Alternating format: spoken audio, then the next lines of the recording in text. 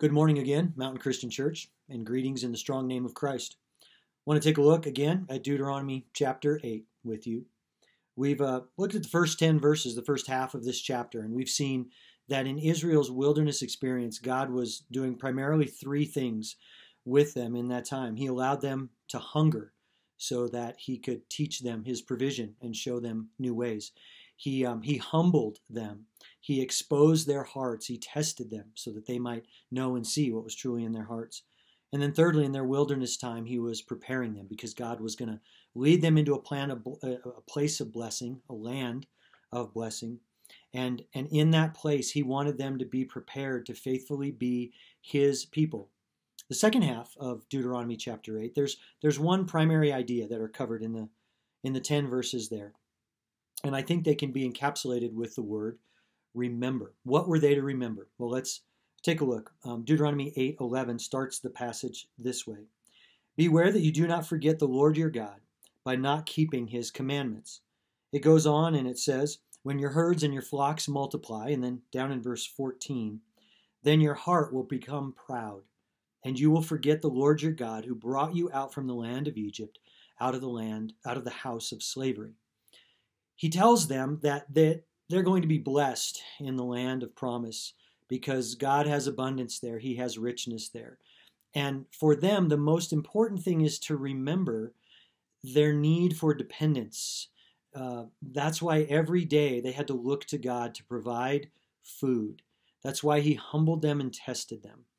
I think the entire lesson can be summarized in what's found in verses 17 and 18 of Deuteronomy 8. You may say in your heart, my power and the strength of my hands has produced this wealth for me.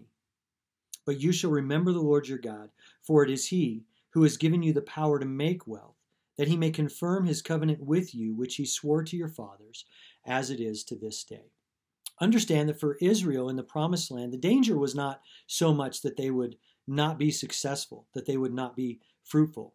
The danger was that they would be fruitful apart from God, that they would be successful, and they would forget that God himself had provided not only the blessing, not only the fruits, but he had provided the very power and the ability to produce those fruits, the strength to work hard and do what was necessary. Now, through those strengths, God would provide for all of their needs by God's grace.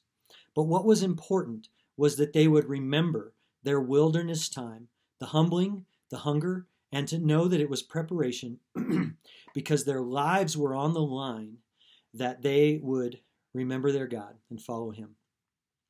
Today, Mountain Christian Church, I pray for you and for me, whatever you have before you today, that you could look at it and you can say, this is that which God has prepared me for, and he's given me strength for. He's given me skills. God has given you unique talents and gifts and abilities as one made in the image of God. And if you know Christ, one who has been given spiritual gifts to be used maybe to provide for yourself, for your family, or for your household. Or maybe you won't provide financially through it, but just to bring about blessing and gifts and fruitfulness for yourself, for your household, and for others. Maybe pause and ponder what those gifts are and thank God that he has given you such strength. Do not forget him. This is the danger. But that you march into today with confidence and with joy, knowing God has good purpose for me in these strengths that he's given me, even the power and the ability to produce, to be fruitful in whatever ways that he has given you work today. I hope that will encourage your heart for what God's mission and his plan is for you today, and I hope you be blessed. Thanks for spending this time with us. God bless you.